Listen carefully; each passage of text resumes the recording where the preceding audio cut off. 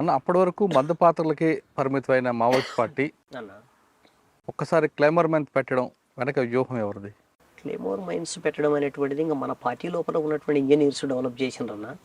ముఖ్యంగా మీకు తెలియంది ఏముంది, ఆనాడు మన పార్టీ అభివృద్ధిలో భాగంగా, ముఖ్యంగా వెపన్స్ అభివృద్ధిలో భాగంగా డైరెక్షనల్ మైన్స్, ఈ క్లేమోర్ మైన్స్ ఏవైతే ఉన్నాయో దీన్ని కూడా ఒకటి ముందుకు తీసుకొచ్చిండ్రు. ముఖ్యంగా మన ఇంజనీరింగ్ టీం అంటే ఈరోజు మనకు మన టెక్నీషియన్ మన మదన్న వీళ్ళందరూ కూడా కీలకమైన పాత్ర పోషించిన వాళ్ళే. ఇది ఇటువంటి వాటి డెవలప్మెంట్ అభివృద్ధిలో. ఇంప్లిమెంటేషన్ అనేటువంటిది అంతర్గతంగా పార్టీకి సంబంధించిన ఆర్గనైజేషన్లో రహస్యమైనటువంటి టీం ఉండేది. ఆ రహస్యమైన టీము అనేటువంటిది ఇంప్లిమెంటేషన్ చేసేది. 6 నెలలు రెక్కి వేసిన తర్వాత కూడా ఎందుకు ఫెయిల్ అయిందండి? వాస్తవంగా అది ఫెయిల్యూర్ కాదు, అది విజయమే. ఎందుకు విజయం అంటున్నానంటే 6 నెలల రెక్కి 100% సక్సెస్ అయింది. పేల్చిన వ్యక్తి ఫెయిల్ కాలేదు. ఏదైతే డైరెక్షనల్ మైన్స్ అని చెప్పేసి అని దానికి అంటే ఎంత కెపాసిటీ వేస్తే ఎంత ఏ రకమైనటువంటి పద్ధతుల్లో డైరెక్షన్లో వెళ్తుంది, అది ఎంత తీవ్రంగా ప్రభావితం చేస్తుంది అని చెప్పేసి అనేటువంటి అనాలిసిస్ కూడా 100% కరెక్ట్. కానీ ఫెయిల్యూర్ ఎక్కడ ఉంది అంటే మనం అనుకున్న టైంకు ఆయన ప్రోగ్రామ్ ఫిక్స్ అవ్వలే. సో కొంత టైం గడిచిపోయింది. మధ్యన ఏమైందంటే ప్రకృతి నుంచి విపరీతంగా వర్షం పడింది. ఈ వర్షం పడడం వల్ల ప్లస్ మైనస్ మనము సీరియల్ కనెక్షన్స్, సింగిల్ కనెక్షన్స్ విడివిడిగా ఇస్తాం. దీంట్లో డిఫాల్ట్ అయింది. డిఫాల్ట్ అవ్వడం వల్ల పేలినటువంటి క్లేమోర్స్ కేవలం 8 మాత్రమే పేలినాయి. మనం ఎన్ని బిగించినాం? దగ్గర 22 దగ్గర బిగించినాం. నిజంగా 22 కానీ బ్లాస్ట్ అయితే కాన్వాయ్ ఏమీ మిగలదు, అస్సలు మిగలదు. చంద్రబాబు ఏదో చెప్తున్నాడు, నేను బుల్లెట్ దేవుడు రక్షించినాడు అన్నని. దేవుడు రక్షించటం కాదు, ప్రకృతి రక్షించింది. ప్రకృతి దేవుడే కదా. అదే మీరు ఎంతలే చెప్తారు అంటే ఆయన అర్థంలో వెంకటేశ్వర స్వామి దేవుడు అని చెప్పి అనుకుంటున్నాడు. కానీ నిజమేంటంటే వర్షం పడ్డది. ఆ వర్షం పడడం వల్ల ఆ క్లైమోర్స్ కొన్ని ఫెయిల్ అయినాయి. అంటే అదొక రీజన్ అవ్వచ్చు. కానీ పోలీసు వైపు నుంచి ఏం చెప్తున్నారంటే కార్లు ఆ రోజు కాన్వాయ్ జిగ్జాగ్ ఒకదాని ఒకటి ముందు రావడం అన్నది వల్ల చంద్రబాబు కారు కొంచెం ముందుకు వెళ్ళింది, తర్వాత కారు బ్లాస్ట్ అయింది అని అంటారు. 100% మన రెక్కి మనకు సంబంధించినటువంటి ఇన్ఫర్మేషను పక్కా పక్కన ఉన్నది. దాంట్లో ఎక్కడా ఫెయిలర్ లేదు.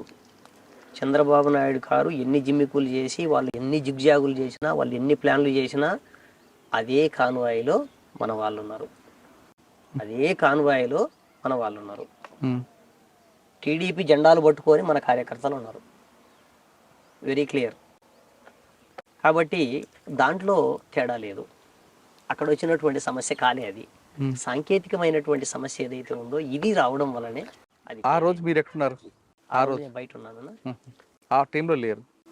ఆ టీంలో, ఆపరేషన్ టీంలో లేను, బయట ఉన్నాను. ఆపరేషన్ అయిన తర్వాత రిట్రీట్ ఎక్కడ అయ్యారంటే అప్పుడు? ఆపరేషన్ అయిన తర్వాత రిట్రీట్ అనేటువంటిది మొత్తం ఫారెస్ట్ నుంచి బయటకు వచ్చేసి ఇంకా అప్పటికే మా వాళ్ళంతా అంత భక్తుల్లాగా గుడి కొట్టించేసుకొని ఇదంతా ఉన్నారు కదా, ఫ్రీగానే వచ్చేసిండ్రు. ఇట్లా రిట్రీట్ అయ్యి రిటర్న్ అయ్యి వచ్చేసి ఒక్కొక్కరు ఒక్కొక్క చోట కలుసుకొని ఇటు బిల్లగొంది పైన ఫారెస్ట్ ఉంటుంది, ఆ ఫారెస్ట్ ఏరియాకు వెళ్ళిపోవడం అనేది జరిగింది. ఆ సంఘటనలో ఎంతమంది 8 మంది పాల్గొన్నా కేవలం తక్కినపల్లి వాసుదేవరావు గారు పాటు టిక్సన్ మన మీ పేరు సాగర్ పేరు ఎందుకు వచ్చింది? మన టీం కమాండర్ ఆయన.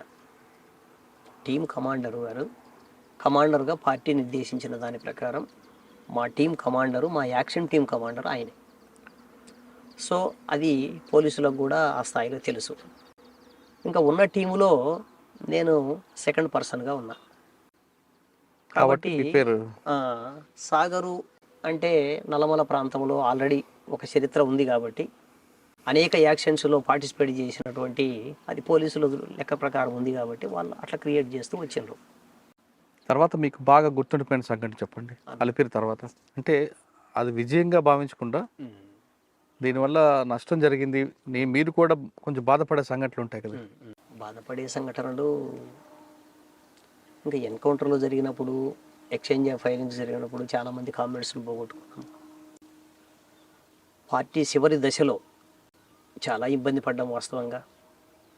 అంటే 2006 వచ్చేసరికల్లా పార్టీ ఆర్గనైజేషను చాలా కుదించబడ్డది. అప్పటికి నల్లమల ప్రాంతంలో ఉన్నటువంటి ముఖ్యమైన నాయకత్వాన్ని అంతా ఈ ప్రాంతాన్ని రక్షించుకోవడంలో భాగంగా, ఎందుకంటే విపరీతమైన దాడులు స్టార్ట్ అయినాయి. ఇక్కడ ఉన్నటువంటి టెరైను, ఇక్కడ ఉన్నటువంటి పరిస్థితులు అనుకూలించే పరిస్థితులుగా కనపడలేదు. అణువణువు జల్లెడబట్టేటువంటి పరిస్థితి ఇంకొక పక్కన స్టార్ట్ అయింది. ఈ నేపథ్యంలో పార్టీ తాత్కాలికంగా ఎత్తుగడల రీత్యా నాయకత్వ కమిటీలకు సంబంధించిన కామ్రేడ్స్ అందరినీ కూడా రక్షణ ప్రాంతాలకు పంపించాలని నిర్ణయం తీసుకుంది. అందులో భాగంగా పశ్చిమ కనుమల వైపు, ఇటు ఛత్తీస్గఢ్ ప్రాంతానికి, అంటే దండకారణ్య ప్రాంతానికి, అట్లా అందులో భాగంగా నిర్ణయాలు. మీరు వెళ్ళారు పార్టీలోకి, అన్న తర్వాత మీ చెల్లెలు అమ్మ కూడా లోపలికి వచ్చారు. వాళ్ళు వస్తానన్నప్పుడు వద్దని ఎందుకు వెళ్ళలేదు మీరు? అన్న ఉద్యమంలో భాగంగా రమ్మని చెప్తాం తప్ప వద్దని అనం కదా. సరే వెళ్ళారు, వాళ్ళు కూడా వచ్చారు. వద్దని చెప్పాలి అనేటువంటి ఆలోచన ఎందుకో నా మనసుకి ఎప్పుడు అనిపించలేదు. అంటే అప్పటి పరిస్థితుల్లో వాళ్ళ సహకారం కూడా అవసరం అనుకున్నారా? అవసరం అనుకున్నా కుటుంబం అంతా పార్టీలో ఉండడం ఇంకా అది ఒక నిజంగా చరిత్రలో ఒక నిలిచిపోయే అంశమే కదా. సమాజంలో ప్రతి మనిషి చేస్తున్న పని వాళ్ళ కోసం వాళ్ళు బ్రతకడం. అంటే మీది మాత్రం కుటుంబం మొత్తం ప్రజల కోసం. కుటుంబం సమాజంలో ఒక కుటుంబంగా, ఒక వ్యక్తిగా స్టార్ట్ అయ్యి ఒక కుటుంబంగా మొత్తంగా ఒక కుటుంబం పార్టీ కోసం సర్వీస్ చేయడము, ప్రజల కోసం సర్వీస్ చేయడం అని చెప్పేసి అనేది చిన్న విషయం ఏం కాదు అన్న. మీరు పార్టీలు వెళ్ళారు, ప్రజల కోసం పనిచేశారు, యాక్షన్లు ఇవన్నీ కూడా సహజం. కానీ మీ అమ్మగారు కూడా వచ్చారు. పార్టీలు వెళ్ళిన తర్వాత అమ్మ ఎన్కౌంటర్ కానీ మీ సహచర్య ఎన్కౌంటర్, ఈ రెండు మీకు ఏ విధంగా గుర్తుండిపోతాయి? వాస్తవంగా సేదు సంఘటనలే, కానీ జీర్ణించుకోక తప్పదు. ఎందుకంటే ఉద్యమంలో అనేక మంది అమరులు ఉన్నారు. కేవలం మా అమ్మ, మా సహసేది వీళ్ళు మాత్రమే కాదు. బహుశా నాకు తెలిసి ఈ నల్లమల చుట్టూత 59 మంది కామ్రేడ్స్ నా కళ్ళ ఎదురుగా చనిపోయారు.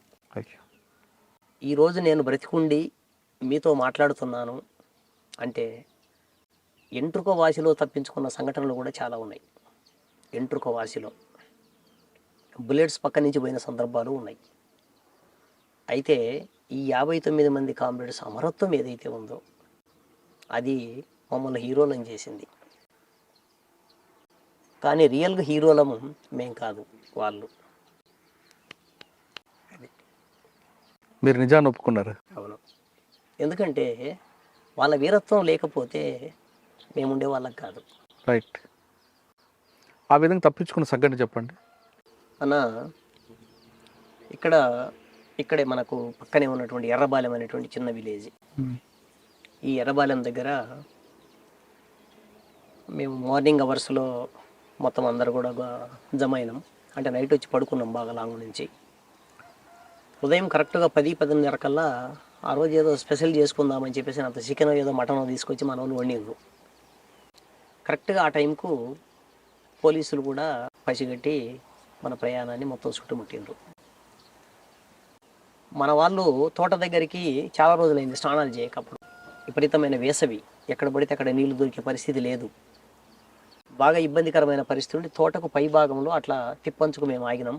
ఇట్లా కిందకు వచ్చి బత్తాయి తోటలో స్నానం చేస్తున్నారు. ఈ స్నానం చేసేటప్పుడు మనవాడు గమనించి పరిగెత్తుకుంటూ స్టార్ట్ అయ్యాడు. అయితే అప్పటికే ఏది ఏమైనా పరిస్థితి, పోలీసులు బాగా తిరుగుతున్నారు కాబట్టి ఖచ్చితంగా మనం రావడానికి అవకాశం ఉందనేటువంటి ఉద్దేశంతోనే చుట్టూ క్లెయిమోర్ మైన్స్ పెట్టి ఉన్నాం. ఎప్పుడైతే ఈ పోలీసులు రావడాన్ని మనోడు గమనించి పరిగెత్తడం స్టార్ట్ అయిందో వాళ్ళు ఫైరింగ్ స్టార్ట్ చేశారు. మనవాడు చక్కగా పరిగెత్తడం స్టార్ట్ అయ్యింది. ఇంకా మేము కూడా ఫైరింగ్ స్టార్ట్ చేసినాము, క్లెయిమోర్ మైన్స్ పేల్చినాము. అట్లా మనం ఒక రకంగా చెప్పాలి అక్కడి నుంచి మన ప్లేస్ ఖాళీ చేసి జస్ట్ కొద్దిగా దూరం పోయేసరికి అట్లా పైకి ఎక్కే క్రమంలో కింద నుంచి ప్యారలల్ కొట్టేసాడు. ఇక్కడే మా కిందనే రిక్రూట్ అయినటువంటి అమ్మాయి, పక్కన ఉన్నటువంటి గన్నెపల్లికి సంబంధించిన ముస్లిం అమ్మాయి రజియా అని. ఆ అమ్మాయి చనిపోయింది. అట్లా అది దగ్గర దగ్గర ఒక అరగంట ముక్కాల్సిన గంట సేపు ఫైట్ వాళ్ళకు మనకు మధ్య. ఇది ఒక ముఖ్యమైన సంఘటన. అట్లాగే చంద్రబాబు పోయి రాజశేఖర రెడ్డి గారు వచ్చిన తర్వాత 2005 జనవరి 8వ తారీఖు జరిగిన సంఘటన, డైరెక్ట్గా మా మీద జరిగిన అటాకు ఇక్కడే మన జల్లువారి పొలాల చెరువు దగ్గర. దాంట్లోనే మా లక్ష్మి కూడా చనిపోయింది. దాదాపు దగ్గర దగ్గర ముక్కాల గంట సేపు ఫైరింగ్స్. పోలీసులు బాగా చుట్టుముట్టిన 3 వైపులా. ఇంకా మనకున్నది ఒకే వైపు ఖాళీ. ఈ ఖాళీలోనే మనం పడుకొని కొంత క్రావలింగ్ చేసుకుంటూ అట్లా ఆ గట్లు దాటుకుంటూ ముందుకెళ్ళిన తర్వాత అక్కడి వరకు మనం మంచి రిటాలియేషన్ ఇచ్చినాం.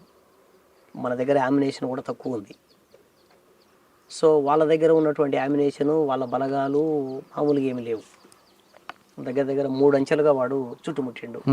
అయినా మనం ఒక రకంగా చెప్పాలంటే దాంట్లోంచి దాటుకొని అవతలికి వెళ్ళినాం. జస్ట్ అక్కడ కాలువ దగ్గర కాలువలోకి దిగి తిరిగి మళ్ళీ మనం ఎక్కేటప్పుడు వాడు ఆటో ఫైర్ స్టార్ట్ చేసిండు.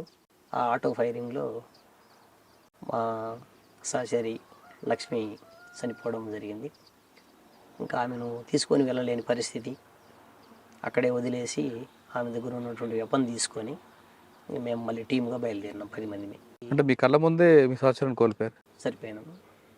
అంటే మీకు నల్లమలలో బాగా టఫ్ ఇచ్చిన పోలీస్ ఆఫీసర్ చాలామంది చేశారు, కానీ బాగా ఈ ఆఫీసర్ నుండి పార్టీకి నష్టం జరిగింది అని భావించే ఆఫీసర్ ఎవరున్నారా? సాధారణంగా నా లెక్కల ప్రకారం అయితే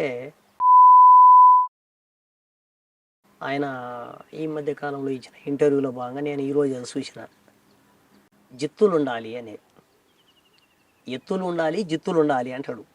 వాస్తవంగా ఎత్తులు జిత్తులు అనేటువంటిది పార్టీలో 2 వైపులు 2 వర్గాలు వేస్తాయి. ఒక పోలీసు ఆఫీసర్గా ఒక ఆపరేషన్ సక్సెస్ చేయడంలో చెప్పుకోదగ్గ వ్యక్తే ఆయన స్థాయిలో ఆయన. యాక్చువల్గా ఇక్కడ నేను చూడదగ్గ అంశం ఏంటిది అంటే, మరి వీళ్ళు ఐఏఎస్, ఐపీఎస్లు, ఐఆర్ఎస్లు చేస్తున్నారు, పెద్ద చదువులు చదువుకుంటున్నారు. చాలా చట్టాల గురించి నాకంటే లేకపోతే మిగిలినటువంటి ఎస్పీ గారికో లేకపోతే ఆఫీసర్స్కో తెలియవని నేను అనుకోను. వాళ్ళకున్న జ్ఞానం అంతా ఏ పక్కన ఉపయోగిస్తున్నారు, ఎవరికి బంటుల్లాగా పనిచేస్తున్నారు అనేటువంటి ఆలోచన వాళ్ళ మొత్తం జీవిత కాలంలో డ్యూటీ అనే పేరుతో దుర్మార్గమైన చర్యలు కొడిగడుతున్నాం అనేటువంటి ఆలోచన ఒక్కసారి కూడా రాకపోవడం అనేది ఈ రాజ్యంలో ఉన్నటువంటి అధికార యంత్రాంగానికి ఒక రకంగా చెప్పాలంటే ఒక దుర్మార్గమైన అంశం.